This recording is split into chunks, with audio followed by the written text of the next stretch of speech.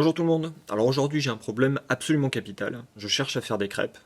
Il me reste des œufs dans mon frigo, mais il y en a une partie qui sont cuites et il y en a une partie que j'ai gardée crue. Et je ne sais plus lesquelles sont lesquelles. Heureusement, grâce à la physique, j'ai trouvé un moyen pour repérer quel œuf est cuit et quel œuf est dur. Voici un œuf dur. Si je prends cet œuf et que je le fais tourner,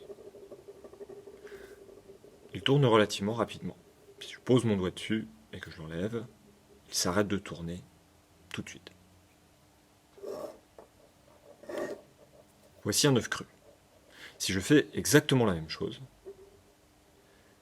il tourne beaucoup moins vite, et si je pose le doigt dessus et que je l'enlève, il recommence à tourner. C'est une solution parfaite pour déterminer quel œuf est cru et quel œuf est cuit.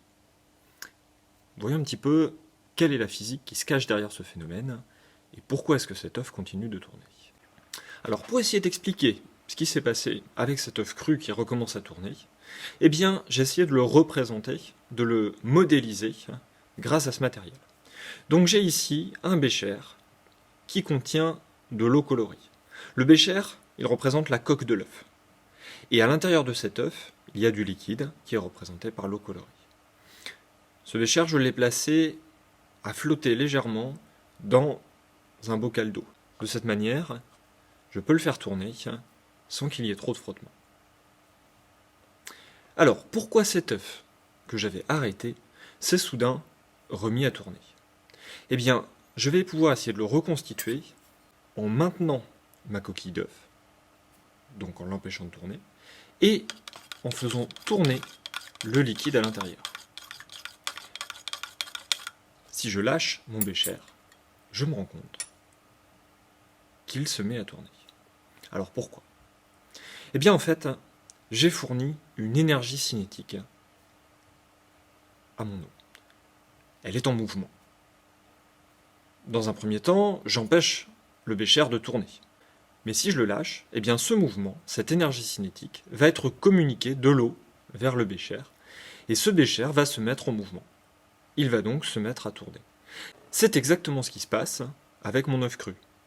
Quand je le mets en rotation la première fois, le liquide à l'intérieur se met lui aussi à tourner.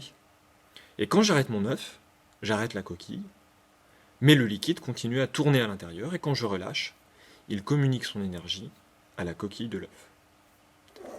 En revanche, dans le cas d'un œuf dur, l'œuf est solidaire de sa coquille.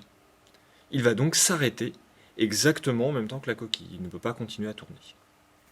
C'est exactement le même phénomène qui se passe dans votre voiture. Si vous mettez votre ceinture de sécurité, quand la voiture va s'arrêter, vous êtes solidaire de la voiture, et vous allez donc vous arrêter en même temps. Si vous n'avez pas votre ceinture, vous êtes comme le liquide à l'intérieur, vous allez continuer votre mouvement, et vous allez donc être projeté vers l'avant de la voiture. Évitez ça, gardez votre ceinture. J'espère que cette vidéo vous a plu. Vous pouvez vous abonner à ma chaîne en cliquant sur le lien qui se trouve juste ici, et j'espère vous revoir bientôt. Bonne journée à toutes et à tous.